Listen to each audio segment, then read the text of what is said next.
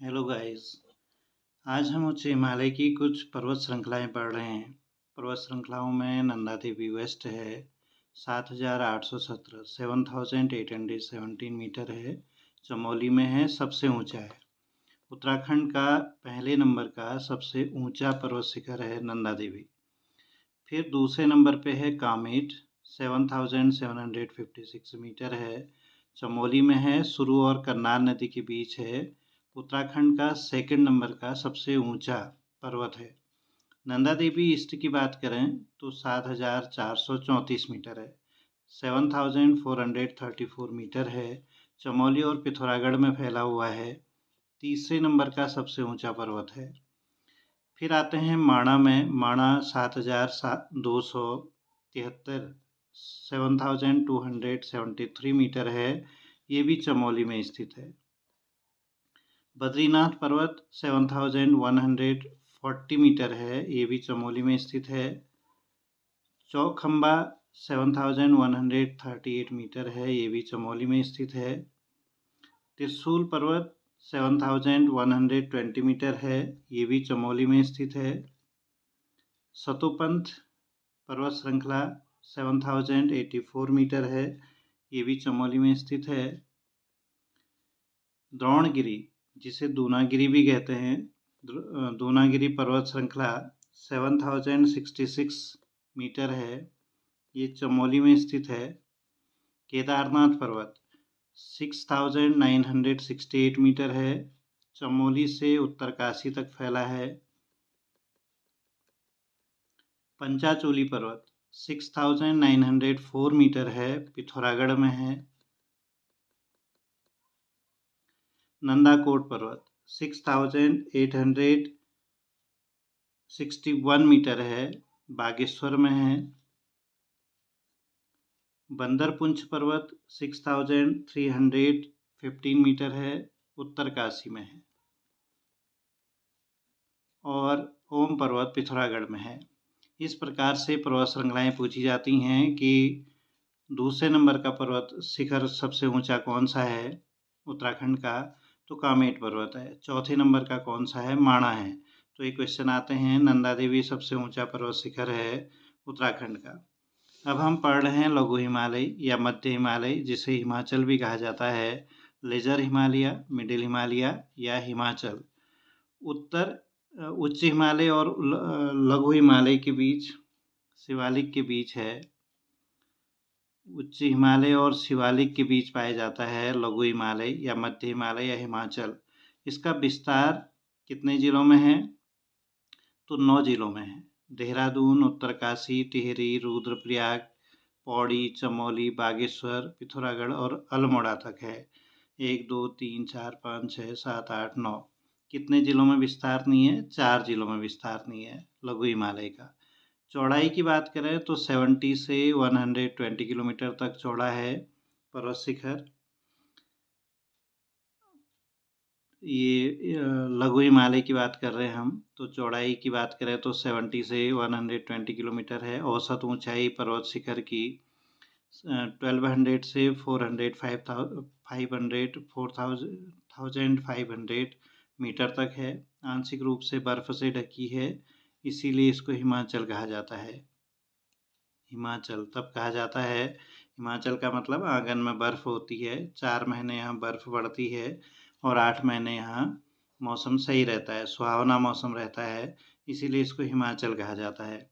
अनेक प्रकार के खनिज पाए जाते हैं यहाँ इस लघु हिमालय में। तांबा अल्मोड़ा और पौड़ी में पाया जाता है। एस्बेस्टस पौड़ी में पाया जाता है। ग्रेफाइट पौड़ी और अल्मोड़ा में पाया जाता है। मैग्नीसाइट पिथौरागढ़ और अल्मोड़ा में पाया जाता है। यहाँ स्वास्थ्यवर्धक स्थल भी हैं, हेल्थ हिल स्टेशन भी हैं, हेल्थ स्पॉट्स कहते हैं इनको। हेल्थ स्पॉट के नाम से जाने जाते हैं। लैंसडाउन है, मसूरी है, रानीखेत है, अल्मोड़ा है, पिथौरागढ़ है। ये सब स्वास्थ्यवर्धक स्थल कहलाते हैं। फिर बात कर रहे हैं हम प्रमुख नदियों की। यहाँ से निकलने वाली नदियाँ सरयू है, रामगंगा है, नयार है, पयार है, मंडल है, लधिया है, आदि नदियाँ यहाँ निकलती हैं। पर्वत श्रेणी की ढालों पर बुग्याल या घास के मैदान भी पाए जाते हैं, जिन्हें पयार कहते हैं। कश्मीर में इनको मर्ग कहा जाता है। कश्मीर में मर्ग जैसे सोनमर्ग है, टनमर्ग है, गुलबर्ग है, ये टाइप के पाए जाते हैं। और इनको हिमाचल प्रदेश में थस के नाम से जाना जाता है। तो बुग्याल घास के मैदान पाए जाते हैं, कोमल घास के मैदान, बेतनी बुग्याल, ओली गुरसों, पवाली बुग्याल आदि। इनको पशुचारकों का स्वर्ग भी कहते हैं। पशुचारकों का स्वर्ग। इसमें हिमाचल प्रदेश के गद्दी और गुर्जर पशु चराने भी आते हैं। हिमाचल प्रदेश से लगी हुई है सीमा उत्तरकाशी की, तो वो लोग गद्दी और गुर्जर वहाँ की जनजातियाँ हैं, वो भी पशु चराने आते हैं। इस श्रेणी के पर्वतों में जीवाश्म का अभाव होता है। मध्य हिमालय का निर्माण वलित और कायांतरित चट्टानों से हुआ है। मध्य या लेजर हिमालय या लघु हिमालय का निर्माण वलित और कायांतरित चट्टानों से, सेडिमेंट्री रॉक्स और मेटामॉर्फिक रॉक से हुआ है। ये पर्वत प्री कैम्ब्रियन काल और पैलियोजोइक काल के चट्टानों से बने हैं, जिनमें स्लेट, चूना, पत्थर, शैल, क्वार्ट्ज, नीस, ग्रेनाइट आदि चट्टानों की अधिकता पाई जाती है। तो क्वेश्चन आता है कि कौन से खनिज पाए जाते हैं, कौन सी चट्टानें पाई जाती हैं मध्य हिमालय में। उत्तराखंड के मध्य हिमालय में कौन सी चट्टानें पाई जाती हैं? शैल, पत्थर, चूना, इस प्रकार के। पशुचारकों का स्वर्ग किसे कहते हैं? बुग्यालों को कहते हैं। हिमाचल प्रदेश की कौन सी जनजाति यहाँ पशुचारक के रूप में आती है? तो गद्दी और गुर्जर आते हैं। जीवाश्मों का अभाव कहाँ होता है? ये उच्च हिमालय और मध्य हिमालय में होता है। इन घाटियों में फसलें भी होती हैं, क्योंकि यहाँ 4 महीने बर्फ़ पड़ती है, 8 महीने अच्छी रहती हैं, मौसम अच्छा रहता है, तो इनमें फसलें पाई जाती हैं। कृषि की जाती है यहाँ। बागवानी कृषि के लिए प्रसिद्ध है। बागवानी कृषि बागों में लगाया जाता है। पहाड़ी ढालों में सीढ़ीदार खेती की जाती है। ढाल होते हैं तो उनमें गेहूँ, ज्वार, मक्का आदि की खेती की जाती है। इसके अलावा यहाँ ये शीतोष्ण कटिबंधीय फल भी पाए जाते हैं। सेब है, अखरोट है, चेरी है, नाशपाती है, माल्टा है, संतरा है, इनकी खेती की जाती है। शीतोष्ण कटिबंधीय फल कहलाते हैं ये। कुछ शीतकाल में होता है, कुछ उष्ण काल में होता है। ताल और झीलों के लिए भी प्रसिद्ध है। मध्य हिमालय के दक्षिण में पाई जाती हैं तालें, झीलें। सात ताल, नौकुचिया ताल या इनमें खुरपा ताल, पूना ताल, भीम ताल, इस प्रकार की तालें आती हैं। 40 से 60% भाग में वन पाए जाते हैं इसके। चीड़, फर, देवदार, बांस, बुरांस, साल के और सरों के वृक्ष पाए जाते हैं। शीतोष्ण कटिबंधीय सदाबहार वन पाए जाते हैं यहाँ। इस मध्य हिमालय के कुल क्षेत्र का 40 से 60% भाग में वन पाए जाते हैं। इनमें नुकीली पत्तियों वाले वन पाए जाते हैं। प्रमुख पर्वत श्रेणियाँ, हिल स्टेशन यहाँ क्या कौन सी हैं? तो द्रोणगिरी, जिसको दूनागिरी भी कहते हैं, चमोली में एक हिल स्टेशन है। सुरकंडा और चंद्रबदनी टिहरी में है। रानीखेत अल्मोड़े में है। लाल टिब्बा की बात करें तो मसूरी में है। देवबन की बात करें तो देहरादून में है। देहरादून चक्राता में है देवबन। फिर हम बात कर रहे हैं उत्तराखंड के पामीर की। उत्तराखंड का पामीर कहलाता है दूधातोली श्रृंखला को। दूधातोली श्रृंखला चमोली, पौड़ी और अल्मोड़ा में फैली हुई है। चमोली, पौड़ी और अल्मोड़ा में 3 जिलों में फैली हुई है। चमोली, पौड़ी और अल्मोड़ा में। इसको यहाँ से उत्तराखंड का पामीर भी कहते हैं इसको। यहाँ से 5 नदियों का उद्गम होता है। 5 नदियाँ निकलती हैं यहाँ से। पश्चिमी रामगंगा,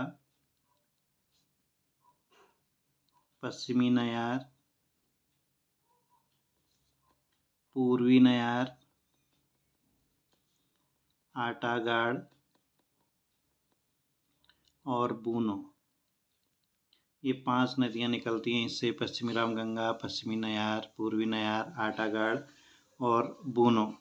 आटागाड़ की बात करें, बोनो ये आटागाड़ की बात करें तो ये चाँदपुरगढ़ में है। चाँदपुरगढ़ के तट, ये चाँदपुरगढ़ में है। चाँदपुरगढ़ इसके तट पर है। चाँदपुरगढ़ पहले पवार वंश की राजधानी हुआ करती थी। कोदियाबगढ़ में वीरचंद्र सिंह गढ़वाली की समाधि स्थल भी है। कोदियाबगढ़ में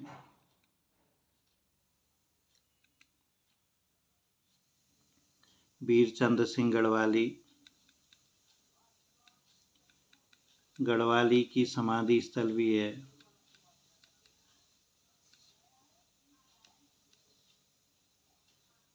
जहां प्रतिवर्ष 12 जून को मेला लगता है।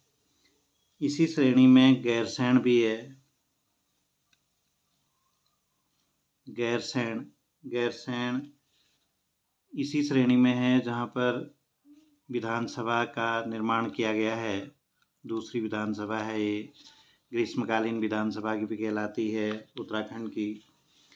इसकी सबसे ऊंची चोटी मूसा का कोट है। उत्तराखंड के पामी दूधातोली श्रृंखला की सबसे ऊंची चोटी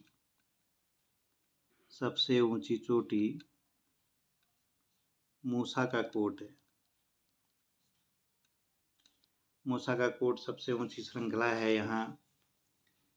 यहाँ वीरचंद्र सिंह ने 1960 में नेहरू से ग्रीष्मकालीन राजधानी बनाने की मांग की थी। तो 1960 में जवाहरलाल नेहरू से मांग करने वाला कौन था, क्वेश्चन पूछेगा राजनेता, तो मांग करने वाला वीरचंद्र सिंह गढ़वाली था। वीरचंद्र सिंह गढ़वाली थे।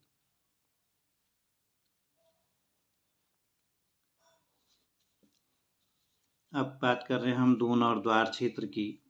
दून और द्वार क्षेत्र मध्य हिमालय और शिवालिक के बीच पाई जाती है। मध्य व शिवालिक के बीच पाई जाती है। इसके पश्चिम में दून होता है, पश्चिम में दून और पूर्व में द्वार। अगर पश्चिम की बात करें तो पछुआ दून, पूर्वी दून, चंडी दून, इस प्रकार के दून आते हैं। चंडी दून, पूर्वी दून, पछुआ दून, चौखम दून, कोठारी दून, ये आते हैं। पूर्व में द्वार आते हैं। द्वार का मतलब होता है कि पहाड़ और मैदान का गेट। जहाँ से अगर आप पहाड़ से जाएंगे तो मैदान की ओर जाते हैं, और मैदान से आएंगे तो पहाड़ की ओर आएंगे। इसमें हरिद्वार आता है, कोटद्वार आता है, नैनीताल आता है, काठगोदाम आता है, इस प्रकार से आते हैं। चौड़ाई की बात करें तो चौड़ाई यहाँ की 24 से 35 किलोमीटर है। पर्वतों की औसत ऊंचाई यहाँ पर 350 से 750 मीटर तक है। ये 3 जिलों में फैला है। 3 जिलों में दून और द्वार फैले हैं, देहरादून, पौड़ी और नैनीताल में। प्रमुख फसल यहाँ धान होती है। प्रमुख फसल धान के लिए जाना जाता है। सबसे ज़्यादा जनघनत्व, सर्वाधिक जनघनत्व दून और द्वार में ही है। दून और द्वार में भूस्खलन भी होता है। दून व द्वार में भूस्खलन उत्तर से होता है, ऊपर से होता है।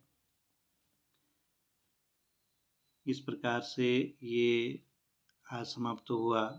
अगर आपको वीडियो पसंद आई है तो लाइक, सब्सक्राइब और शेयर कीजिएगा। Thank you.